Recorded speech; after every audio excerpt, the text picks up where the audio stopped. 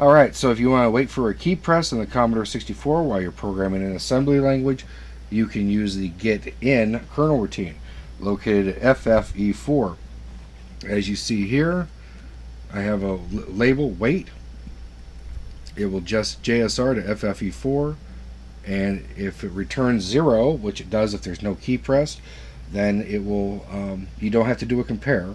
It will just do a BEQ on equal, branch on equal to wait, and it will just keep looping until you press a key.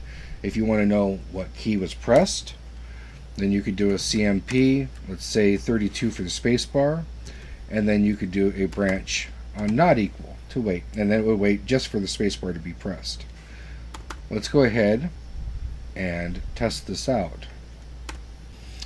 One other thing we need to note here is that when we start the program in Turbo Macro Pro, like we just assembled and hit start, it won't work.